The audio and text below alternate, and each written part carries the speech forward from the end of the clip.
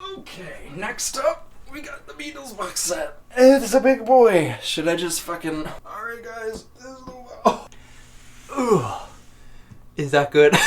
Yeah, I hate this already. They got one of the best discographies of all time, so let's go right through it. Okay, first thing to note, and what really makes this thing so goddamn heavy, is the giant book that comes with it. Oh, just damn near perfectly made. Like, each page feels like it's a fucking pound. And it really just chapter for chapter just goes through each album. And then near the end, from what I remember at least, it just kind of shows how they put this whole box set together and how they decided to remaster what or whatever. Really cool stuff. And like I said, if you're a Beatles fan, this is just such a mind blow and just such a damn near perfect box set for, you know, what you're looking for. I just wanted all their albums. Like, I was gonna buy Abbey Road and Revolver and Sgt. Pepper's and Rubber Soul and all of them individually if I had to, but like I said, obviously we are here, so we'll go through the debut, Please Please Me, some of that jangle pop, kind of, you know, happy-go-lucky. I Saw Her Standing There, Do You Want to Know a Secret, Twist and Shout, obviously. You know, great start to a great discography. Their next album I'm not too crazy about. I mean, it's still great, it's still the Beatles and awesome shit, but yeah, this is just not one that, like, if I'm not in the mood for that, like, happy-go-lucky stuff, this is one I'm not going to be returning too much, whereas Please Please Me, you know, it's just that certified classic that you just can't help yourself sometimes. Honestly, kind of the same with this one. It's got a few songs that I just can't deny I love to death. Big gatefold on that one. Yeah, like, their cover of rock and roll music is so much fucking fun, and 8 Days a Week is definitely a classic from them, one of their biggest hits. A Hard Day's Night, definitely one of their more ambitious albums at the time, I guess, and probably one of my favorites. Got a lot of every song on here, especially the first side. God, love it to death. Can't buy me love.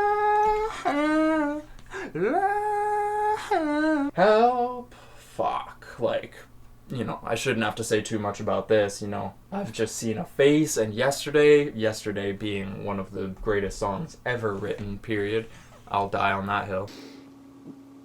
So I'm goofy. I didn't talk too much about the record and the pressing like I wanted to, or like I did in the Pink Floyd video. They were all redone by Columbia and Apple, all pressed on 180 gram. My God, what a beautiful thing. But yeah, there just wasn't really much else to talk about, especially for the first few albums. Nothing really came with them, but we're about to get into that type of shit. Rubber Soul, where they started diving into the psychedelic stuff, at least just a little bit. Still, you know, fantastic album, still sounds great. Timeless, really. The big one I just could not fucking wait to own on record, and my God, one of the best and most important and most influential albums of all time in experimental and psychedelic rock. This just kicked down the fucking door, really. If you haven't heard this album, I can't recommend it enough for just hearing just how ahead of their fucking time they were. I feel like that's just undeniable. Especially with the last song on here, Tomorrow Never Knows. We're getting into ones that I don't really, you know, they don't need much of an introduction. It's Sgt. Pepper's Lonely Hearts Club Band. The lyrics are on the back. It's a gatefold, beautiful picture of all the kids. Bruh. Also, sorry for my shitty camera angle. Like, what can I say? Just took that sound even further into a more ambitious concept, to a weirder concept, even in some areas. Like, being for the benefit of Mr. Kite? What? How is there a typo? It literally says being for the benefit of me kite. Being for the benefit of me kite. What the fuck? Okay.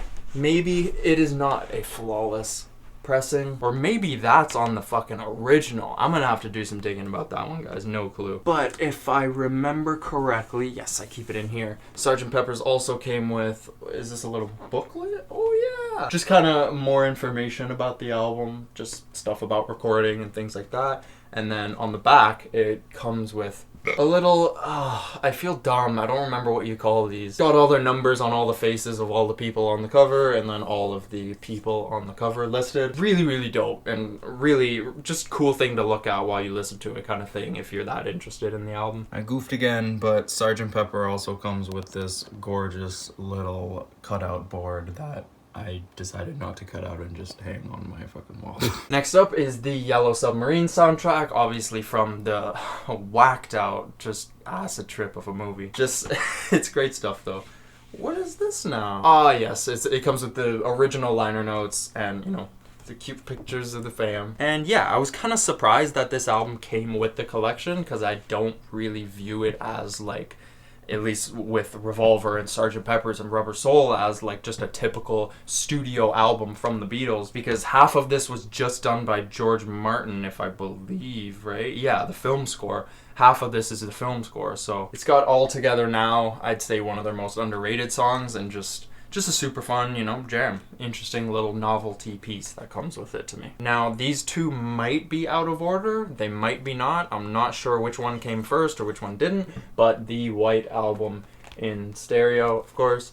I don't know if you can see a little lettering there. This was obviously, you know, the big one, the double album, the hour-and-a-half experience from the Beatles. Really just another essential record to have. Just too many hits, too many classics on this one to count it out. It also came with all the posters on the left side of my wall. I'm pretty sure you can see them in most of my videos, at least my reaction ones where I'm sitting down. But yeah, all their headshots and just that gorgeous poster, so crazy. Just makes the White Album feel that much more important and essential in their discography, because, you know, just looking at the cover art, you maybe might not guess it if you haven't listened to the Beatles. I don't know what I'm saying. I hope you guys are at least in tune with shit like that, and I don't need to explain every little thing. See, I just put it in the wrong way, too.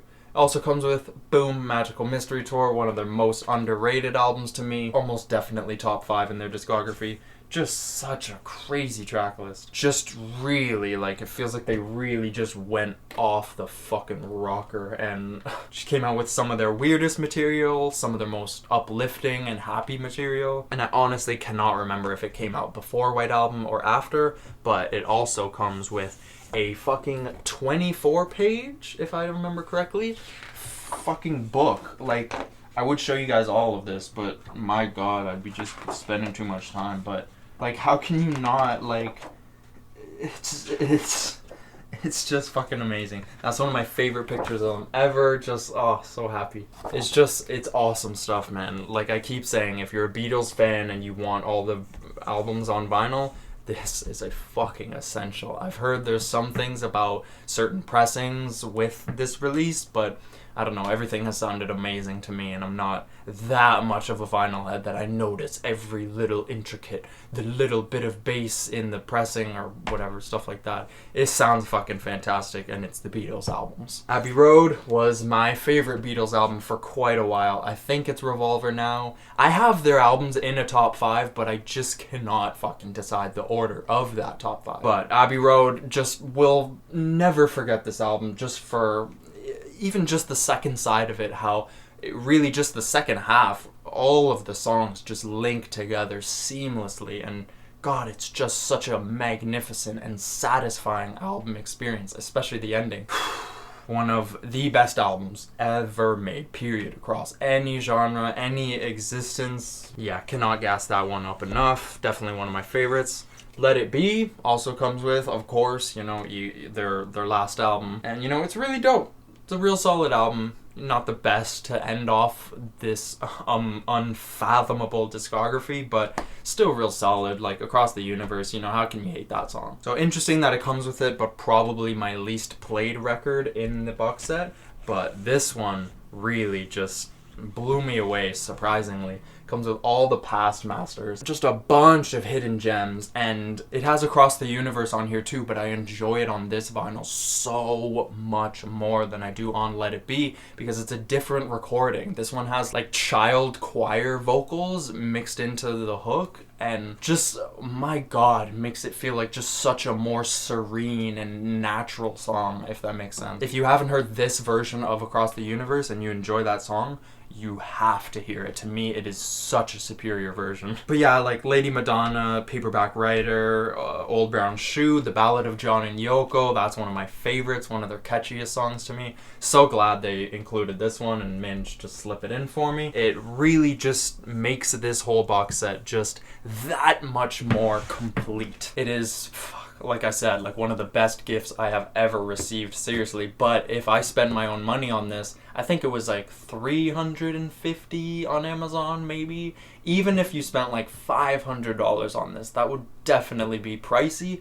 but I'm telling you, this thing is fucking so worth it. To me, at least. Oh, just being such a Beatles fan, wanting all their albums, it really just, it comes with more than what you want. It exceeded my expectations, and I don't know. Personally, I can't recommend it enough. That was a lot longer than I thought it was going to be, just doing 2 artists of records, but I hope you guys enjoyed. I'm going to be doing some more of these, you know, when I can, just kind of slip them out when I'm working on bigger content or I can't get that bigger content out soon enough. So I hope you guys enjoyed. I got a whole lot more to go through collection-wise. You know, my collection's pretty fat, and probably a good half of it is really old vintage stuff that some of it I haven't even listened to yet. I've been meaning to get to. But regardless, I hope you guys enjoyed. I made 3 other videos in this series, doing 2 videos on my rap and hip-hop vinyl, and then my electronic and IDM and house and all that kind of records. So go check those out if you want to see me geek over some more vinyl. And I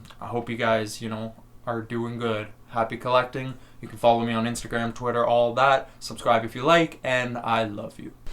Oh!